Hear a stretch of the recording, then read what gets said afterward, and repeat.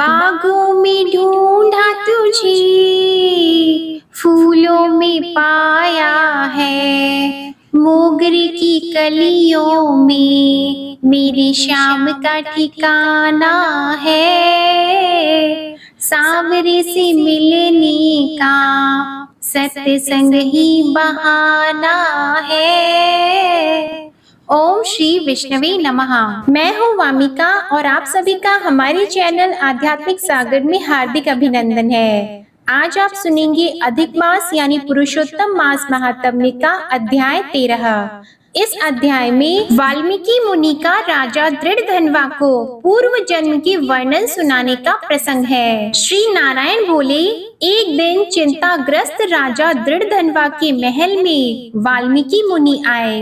राजा ने दूर से ही वाल्मीकि मुनि को आता हुआ देखकर शीघ्रता से उठकर भक्ति सहित उनके चरणों में प्रणाम किया। फिर ऋषि का सत्कार कर श्रेष्ठ आसन पर बैठाकर उनके चरणों को अपनी गोदी में लेकर दोनों हाथों से धोया। फिर चरणोदक को सिर पर धारण करते ही राजा को तोते का वचन याद आया तो राजा बड़ी मीठी वाणी से बोला, हे भगवान, अब मैं कृतकृत्य हुआ, मैं बड़ा भाग्यवान हूँ। श्री नारायण बोले, मुनिराज से ऐसा कहकर राजा शांत हो गए। तब वाल्मीकि मुनि राजा को विनय युक्त देखकर मन में बड़े प्रसन्न होकर बोले, हे राजन, तुम इतनी चिंता से व्याकुल क्यों हो? तुम्हारे मन में क्या है सो बताइए। हे महामते, जो कुछ इच्छा हो सो कहिए। दृढ़धनवा बोले, आपके चरणों की कृपा से मुझे सदा सुख है, परंतु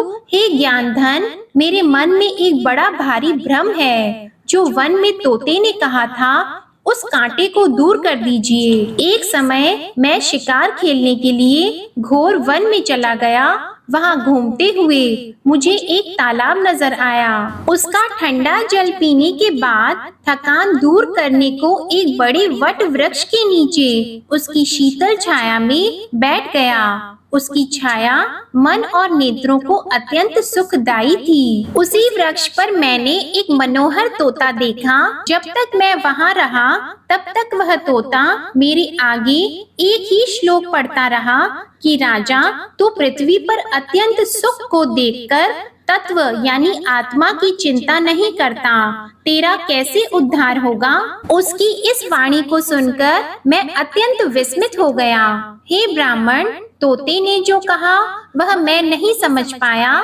यही मेरे हृदय का संदेह है। इसे आप ही मिटाने में समर्थ हैं। मेरे राज्य में सभी सुख है, 4 प्रतिभाशाली पुत्र हैं, मनोहर पतिव्रता स्त्री है, हाथी, घोड़े, रथ और पैदल चतुरंगिनी सेना है। हे ब्राह्मण, सभी ओर अपार समृद्धि है। यह मेरे कौन से पुण्य का फल है? यह सब संक्षेप में विचार करके कहो। वाल्मीकि मुनि राजा का प्रश्न सुनकर प्राणायाम करके 2 घड़ी तक ध्यान अवस्थित होकर भूत, भविष्य और वर्तमान वेत्ता हाथ में लिए दर्पण की भांति विश्व की होने वाली सब घटनाओं को देखकर हृदय में निश्चित करके राजा से बोले, हे राजन, आप अपने पूर्व जन्म के चरित्र का विवरण सुनो।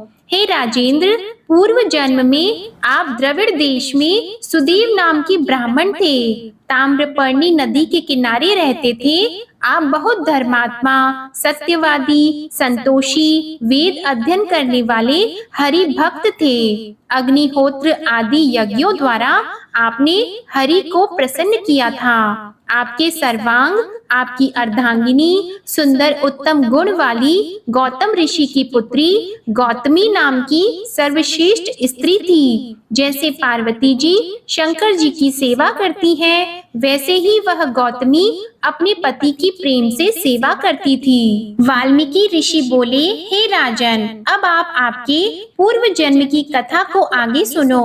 गृहस्थ धर्म निभाते हुए दोनों को बहुत समय बीत गया, किंतु संतान सुख प्राप्त नहीं हुआ। एक दिन सुदेव आसन पर बैठा हुआ अपनी स्त्री से सेवा कराता हुआ दुखित वाणी से बोला, हे सुंदरी, संसार में पुत्र से अधिक बढ़कर कोई सुख नहीं है। तप और दान से उत्पन्न पुण्य परलोक में सुख देता है, किंतु शुद्ध कुल में उत्पन्न हुई संतान इस लोक और परलोक दोनों में सुख देती है। ऐसी श्रेष्ठ संतान मुझे प्राप्त न होने से मेरा जीवन निष्फल है, क्योंकि पुत्र का न तो लालन पालन किया, न वेदार्थ पढ़ाया, न विवाह संस्कार आदि किए, अतः मेरा जन्म व्यर्थ ही गया। ऐसे जीवन से तो मेरी मृत्यु हो जाए तो अच्छा है। अपने पति के ऐसे वचन सुनकर वह सुंदरी मन में बहुत दुखी हुई। प्रिय भाषणी चतुर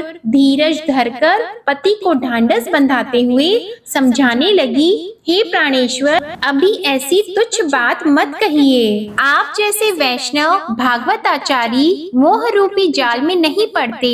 हे द्विज, आप सत्य कर्म में लीन हो और आप जानते हो कि सत्यव्रती ही स्वर्ग को जाता है, तो फिर बाकी सुखों की चिंता क्यों? हे सुब्रत, आप जैसे ज्ञानी पुरुष पुत्र सुख की इच्छा नहीं करते।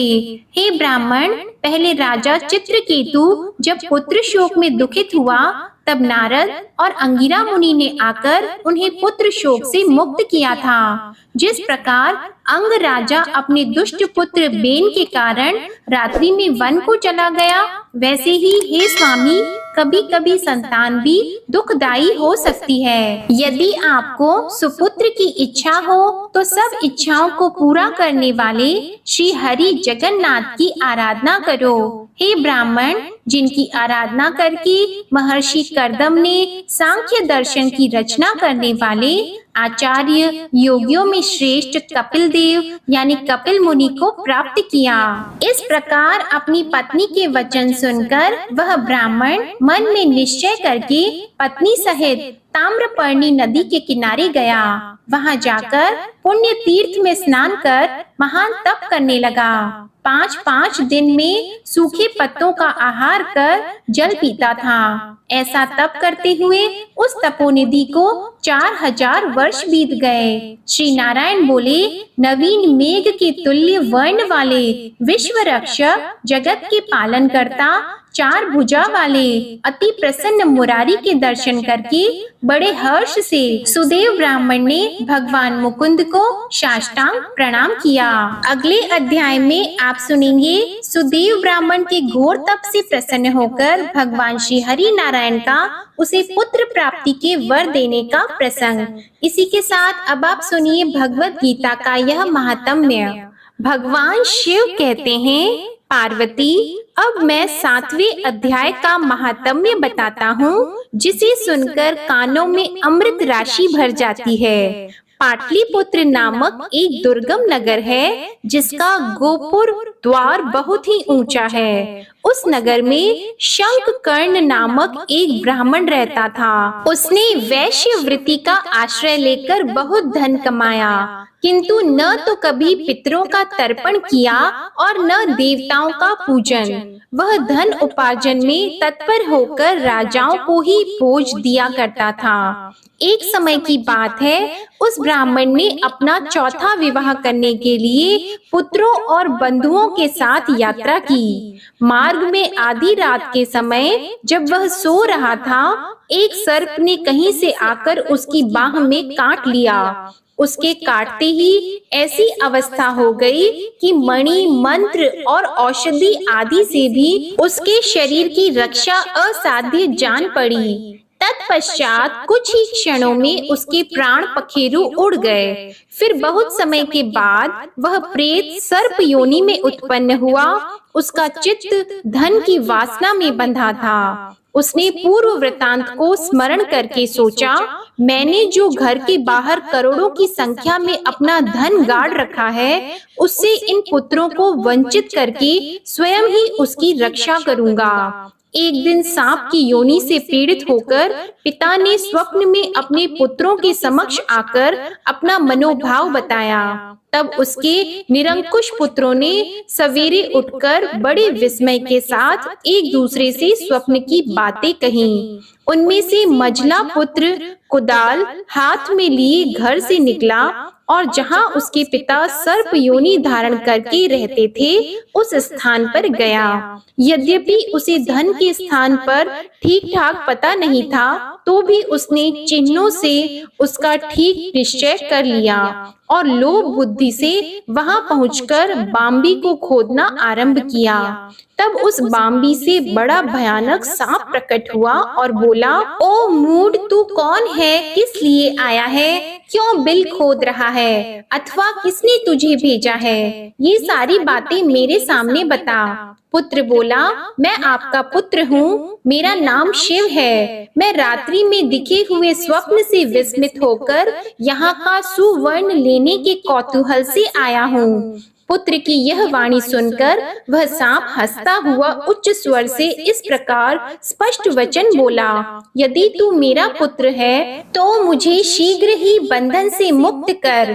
मैं पूर्व जन्म के गाड़े हुए धन के लिए सर्प योनि में उत्पन्न हुआ हूँ। पुत्र ने पूछा, पिताजी, आपकी मुक्ति कैसे होगी? इसका उपाय मुझे बताइए, क्योंकि मैं इस रात में सब लोगों को छोड़कर आपके पास आया हूँ। पिता ने कहा, बेटा, गीता के अमृतमय 7वें अध्याय को छोड़कर मुझे मुक्त करने में तीर्थ, दान, तप और यज्ञ भी सर्वथा समर्थ नहीं है।